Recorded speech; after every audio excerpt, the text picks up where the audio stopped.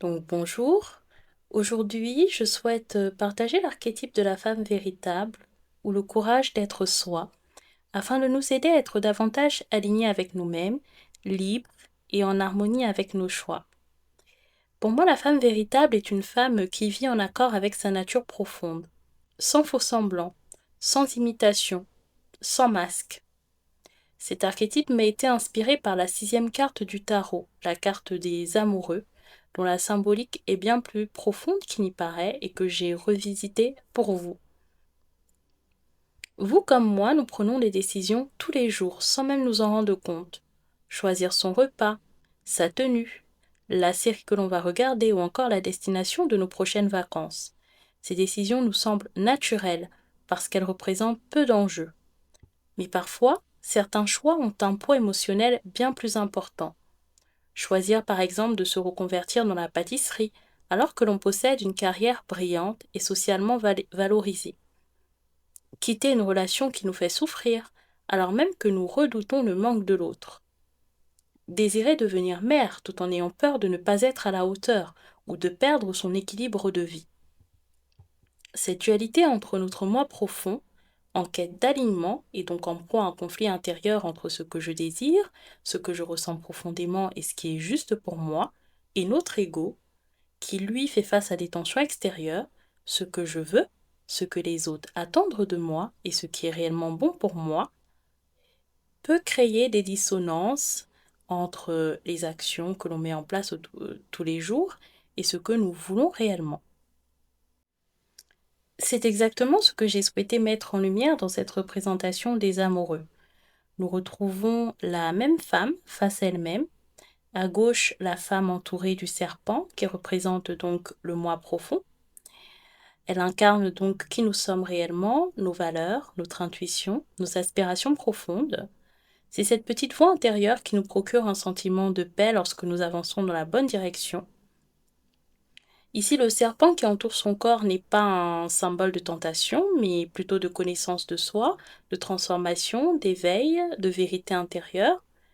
Comme on peut le voir, son regard est tourné vers l'ange, symbole du divin, de l'intuition et de la sagesse intérieure. Face à elle-même se tient donc la version d'elle-même masquée. Cette femme-là représente l'ego. C'est plutôt la femme que nous montrons au monde, celle qui cherche l'approbation, celle qui s'adapte aux attentes des autres, celle qui porte parfois des rôles qui ne lui ressemblent plus. L'ego se demande, et si les autres me rejettent, et si j'échoue, et si je déçois, que va-t-on penser de moi? Au travers de cette mise en scène, la carte met donc en lumière une dualité intérieure entre notre moi profond, ce que je veux réellement, et ce que le monde attend de moi. Le tout est donc de savoir est-ce que le choix que l'on s'apprête à faire nous appartient réellement, ou est-ce qu'il est guidé par la peur du rejet, le besoin d'appartenance, la volonté de plaire, ou encore même de guérir ou de réparer d'anciennes blessures. Afin de comprendre la dualité qui s'opère entre le moi profond et l'ego, je vais donc prendre quelques études de cas. Alors le moi profond, comme on a dit, c'est vraiment notre moi intérieur qui est lié à notre âme, à notre désir authentique. C'est souvent cette petite voix que l'on entend sans l'avoir appelée. Alors dans le cadre du désir d'enfant, ça peut être des rêves que vous allez faire, ça peut aussi venir d'une envie profonde, incontrôlable, de transmettre, de vouloir serrer votre enfant, dans vos bras. Vous ne vous l'expliquez pas, mais vous sentez que vous avez cette envie. Très souvent, on peut ressentir des émotions, qui sont reliées à cette envie. Par exemple, on passe dans la rue, on voit, des parents avec une poussette, on se visualise dans ce rôle-là, on ressent de la joie, de l'excitation, de l'amour, de la tendresse. En fait, c'est comme si, hem, on pouvait, palper, ce futur enfant, pourtant, il n'est pas présent. Mais on peut aussi ressentir, vous savez, des émotions, difficiles et qui vont être liées à nos doutes, à nos peurs, à notre anxiété parce que, qui dit décision dit chamboulement, même pour le moi intérieur. C'est quelque chose de nouveau et l'inconnu fait peur. Donc, les doutes auxquelles on peut faire face, ça va être: suis-je prête? Est-ce le bon moment? Vais-je être à la hauteur? Vais-je perdre ma liberté? Mon couple est-il assez solide? Il y a d'autres questions, bien évidemment, en fonction du cas de figure auquel vous faites face. Donc tout l'enjeu, c'est de pouvoir en fait prendre une décision en phase avec qui nous sommes réellement. Il se peut qu'aujourd'hui vous vous sentiez prête et donc vous mettez tout en œuvre pour être mère et c'est ok. Il se peut aussi que vous ayez cette envie d'être mère, mais que vous ne vous sentiez pas prête pour de nombreuses raisons. Parce que vous avez peur de ne pas être à la hauteur ou autre, et la décision vous revient. Donc, à contrario, l'ego, c'est le mental. Il va plutôt venir combler les attentes de ce que le monde attend de nous, notre besoin de sécurité. Et l'ego a toujours besoin de rassurer, d'être rassuré. Il va toujours vouloir évaluer les risques, contrôler l'avenir. Par exemple, on va beaucoup regarder la conjoncture économique, on va beaucoup regarder euh, tous les risques qui peuvent nous dissuader de vouloir un enfant, n'est-ce pas? Et pour avoir un enfant, les émotions positives que l'ego doit ressentir, ça va être la confiance, le sentiment de sécurité, par exemple, dans sa relation. Il peut également y avoir des émotions plutôt difficiles. La peur du jugement extérieur, par exemple, une femme qui a la trentaine, qui n'a pas d'enfant et qui est issue d'un milieu où on attend d'elle d'être mère, ben, c'est une pression extérieure. Ça peut être aussi la peur du changement. Parce qu'aujourd'hui, on a un certain équilibre de vie et cet équilibre va être rompu. Donc, ce chamboulement peut créer de la peur. Et puis, il va y avoir énormément de doutes tournés vers l'extérieur. Est-ce que je suis raisonnable? Est-ce que je vais décevoir ma famille? Et si je me trompe? Toutes ces questions qui sont beaucoup plus terre à terre. Et donc, est-ce que je choisis ce qui me paraît le plus sûr? Parce que l'ego peut dire, bah, j'ai 30 ans, c'est l'âge de faire un enfant, allons-y, c'est aussi l'ego qui parle. Ça peut être aussi, ben, je privilégie la sécurité et l'approbation des autres, donc je fais mon enfant ou je ne fais pas mon enfant parce que la situation économique aujourd'hui ne le permet pas. Donc l'enjeu, c'est vraiment de trouver la réponse qui vous correspond, avec laquelle vous êtes aligné, que plutôt une solution qui va plutôt rassurer votre ego ou plaire aux autres. Donc j'espère que cela est un peu plus clair maintenant. Et pour celles qui sont toujours là, j'ai une petite anecdote en bonus. Donc c'est le témoignage d'une fille hein, qui, durant sa vingtaine, était donc en relation longue de 7 ans. Elle était même fiancée et elle a décidé donc d'un commun accord de mettre fin à cette union parce qu'il y avait des manquements des deux côtés, mais elle, bon, reprochait plus à l'homme son manque d'engagement concret, le fait que la relation elle soit à distance.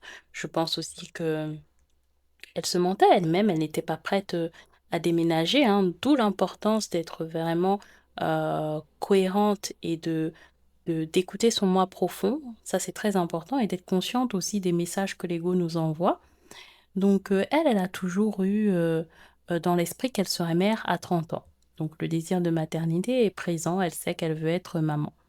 Donc, malgré que cette relation ait pris fin, elle rencontrait des hommes. Elle est tombée sur un homme qui semblait être un bon profil sur le papier, mais qu'elle connaissait peu, manifestement. C'est un homme qui était très collant, qui avait montré parfois des signes de jalousie, qui était toxique, qui pouvait avoir des paroles blessantes. Et elle était tellement contente d'avoir rencontré quelqu'un, elle s'était tellement persuadée que c'était lui, et aussi pour répondre aux normes sociales comme quoi une femme doit être mère à tel âge, dans la société, mais encore plus dans certaines communautés, pour le paraître, pour satisfaire les autres, elle s'est mise avec cet homme, et disons que bon, la grossesse n'était pas désirée forcément, mais la grossesse est arrivée, elle y a vu un signe du destin et elle a poursuivi, cette relation avec cet homme. Et en fait, cet homme lui a fait vivre l'enfer, mais en tellement peu de temps elle n'a pas pu assumer, les conséquences, de son choix. Donc voilà pour la petite, anecdote, qui j'espère vous permettra en tout cas de prendre le temps de prendre des décisions pour savoir ce qui est bon pour vous. C'est pas parce que vous désirez quelque chose que vous êtes forcément prête, peut-être que toutes les conditions ne sont pas réunies. Donc ce que je veux que vous reteniez, c'est que, choisir n'est pas chose facile, hein, bien au contraire. Parce que, choisir, c'est également renoncer. On ne peut pas emprunter 2 chemins à la fois. On ne peut pas aller à gauche et à droite en même temps.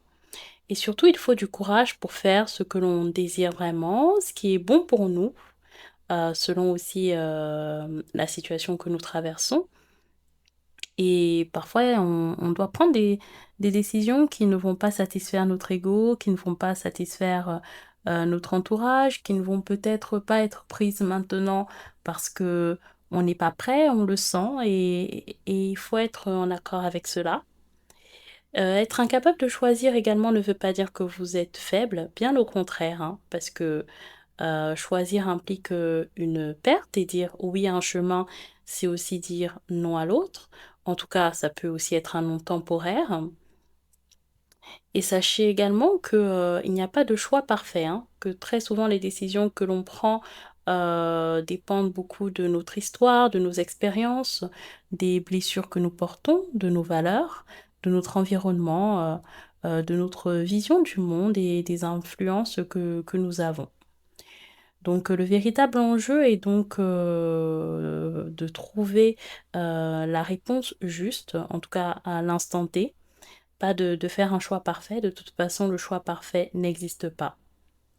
Et si quelqu'un essaye de vous blâmer, pour vos choix, bon, si écoutez, il faut pas le prendre personnellement. Nous avons parfois tous pris des chemins et des décisions, qui n'étaient peut-être pas, le bon après coup, parce que peut-être qu'on s'est pas fait assez confiance, on s'est pas assez écouté, on où nous n'étions pas encore assez, matures, où on était, comment dire? Oppressés par un autre environnement et par, l'image que l'on renvoie finalement au monde extérieur. Donc j'espère en tout cas que ce petit, podcast vous a plu. Pour, celles qui souhaitent me contacter ou me laisser un commentaire, n'hésitez surtout pas. Pour le moment, c'est à titre gracieux, désolé que je le fais. Donc, je vous mettrai, mon mail, en dessous et très bientôt un numéro de téléphone. Vous pourrez me contacter sur WhatsApp, par exemple. Belle soirée les nymphes.